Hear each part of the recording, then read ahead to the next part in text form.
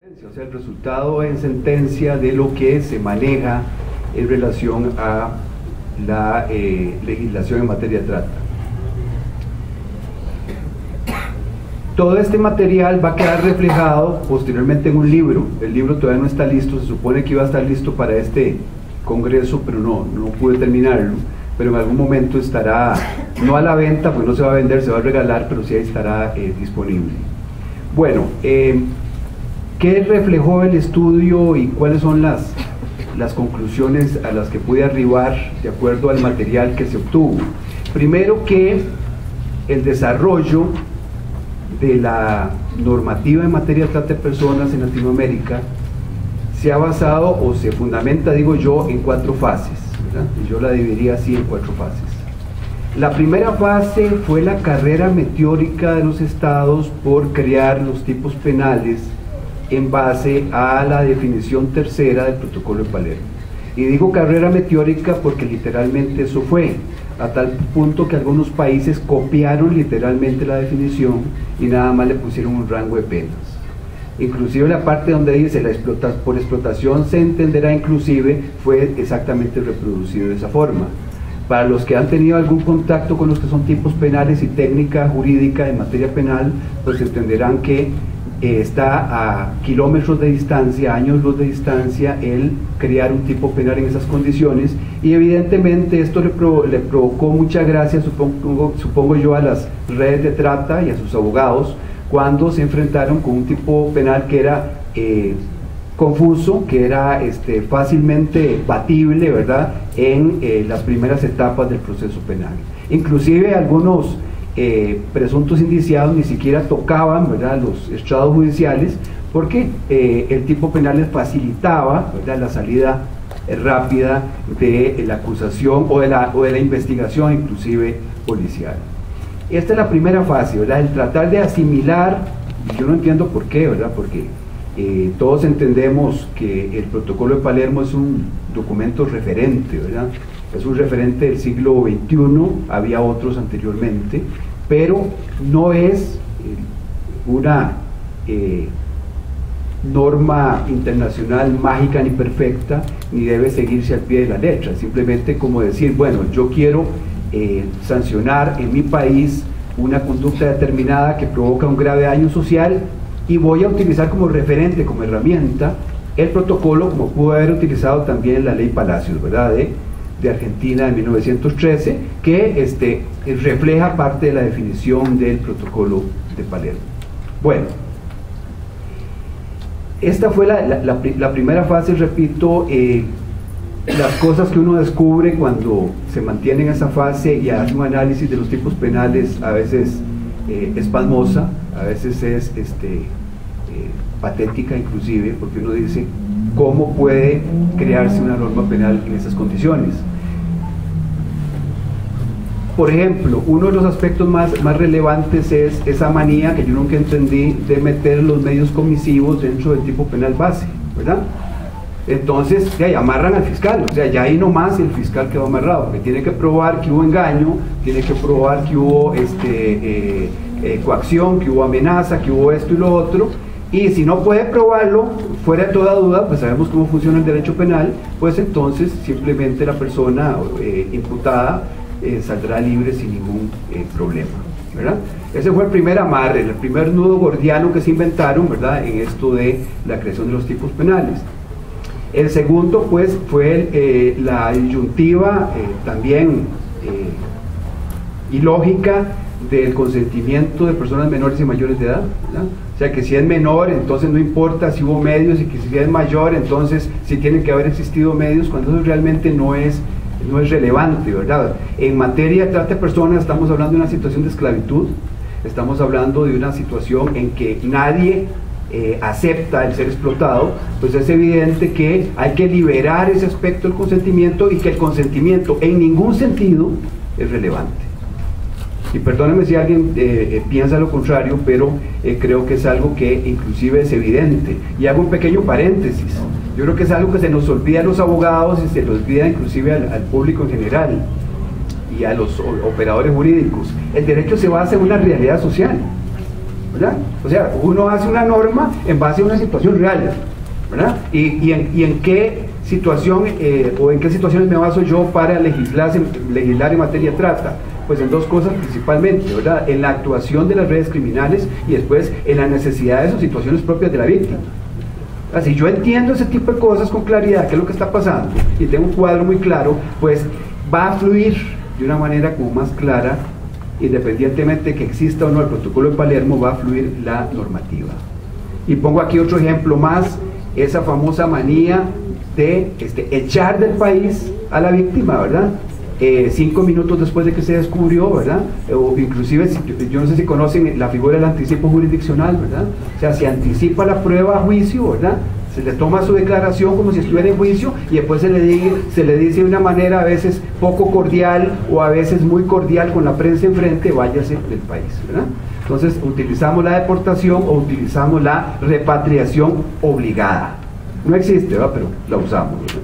Y sacamos a la persona del país. Entonces, si yo entiendo cuál es la situación real de la víctima que está en manos de una red criminal y que puede estar amenazada en su país, que puede estar sometida, tanto ella como su familia, a una posible sentencia de muerte, pues no tiene sentido el someter a la víctima a ese ya no se llama revictimización, ¿verdad? Ese término ya fue superado, ¿verdad? Es multivictimización, ¿verdad? O sea, que es una y otra vez, ¿verdad? Como se hace en algunas fronteras con niños, ¿verdad? Que entran al país y se devuelven y vuelven a entrar, o sea, los capta la misma red una y otra vez.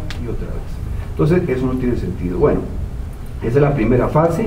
La segunda fase fue otra carrera también meteórica, tal vez esta vez un poco más mesurada, porque ya había algunos tipos penales incluidos en la legislación, pero también fue una carrera por tratar de penalizar todas las conductas que estaban en los fines de la definición de la trata, del protocolo.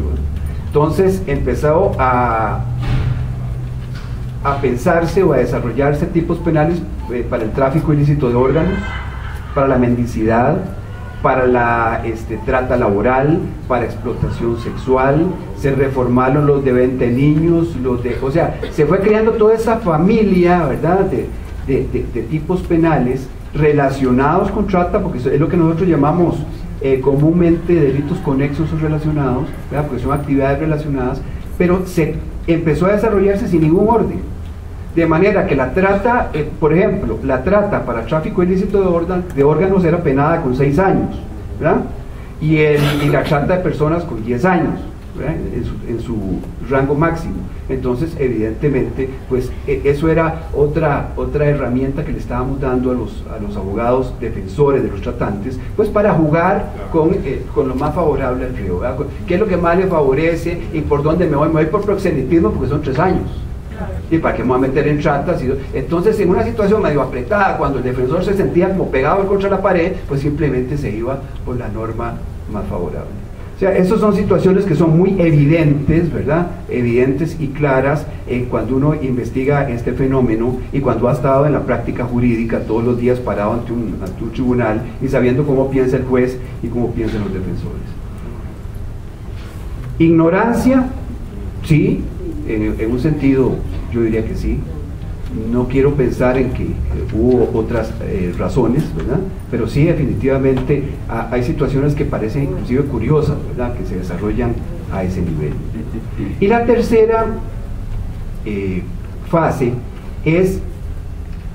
son esos primeros intentos, y que me perdonen los que ya tienen ley como México o como Argentina, pero son primeros intentos de sistematizar la normativa en materia de trata.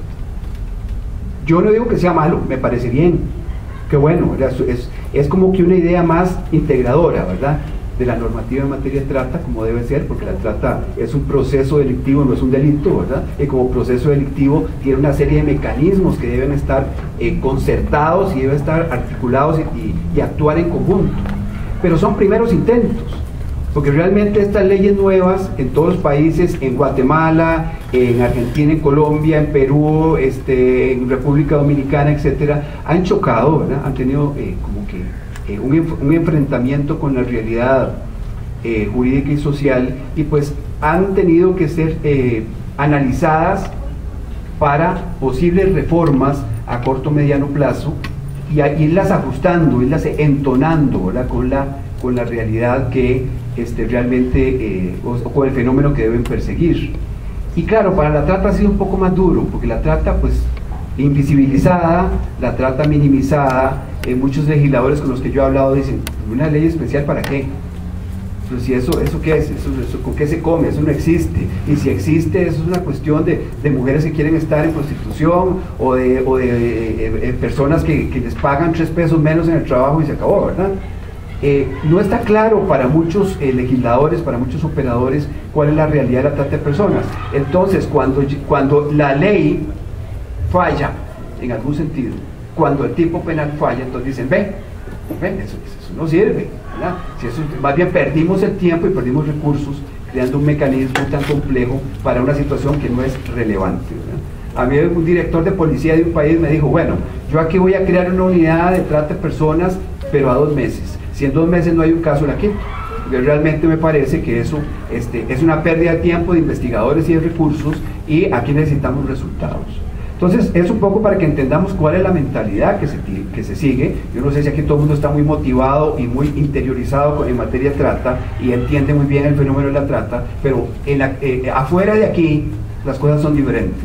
Y principalmente en el campo jurídico y en el terreno, ¿verdad?, jurídico, de los fiscales, de los defensores, de los jueces, ¿verdad?, de los técnicos, de los médicos forenses, etc., la situación es otra y el tratamiento es otro.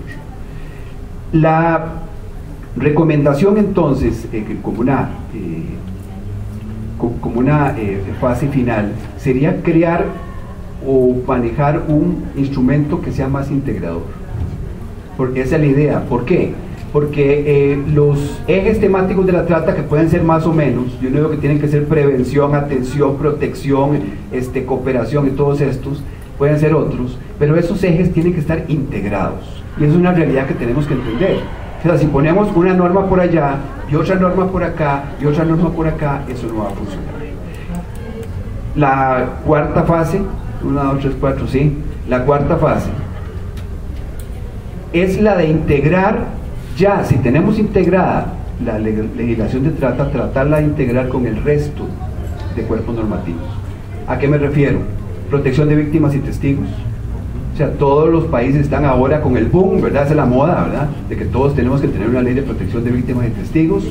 Todos debemos tener una ley de crimen organizado, ¿verdad? Todos debemos tener una legislación migratoria moderna, ¿verdad? Y creo que ahora todos tenemos que tener una ley de corrupción, ¿no? Todos tenemos que tener ese tipo de cosas. A veces yo creo que jurídicamente se ven como juguetes, pero en realidad no lo son, ¿verdad? Estamos hablando de la vida y del futuro y una serie de cosas de seres humanos. Bueno, este es el último intento, diría yo, como de integrar todos este tipo de mecanismos, de manera que no pase, ¿sí?, de manera que no pase como yo lo he visto en algunos casos reales, que hay normas que se contradicen. Entonces, una dice una cosa y la otra dice lo contrario. Otro festín, ¿verdad?, para los bufetes de abogados, ¿verdad?, que defienden ese tipo de redes, que se están haciendo millonarios, ¿verdad? Yo conozco uno que, bueno, empezaron en una caseta, ahora tienen un edificio, ¿verdad? O sea, los estamos haciendo ricos, ¿verdad?, con todo ese tipo de normativa tan pusilánime, ¿verdad?, y tan mal integrada, tan mal hecha y sinceramente tan poco pensada.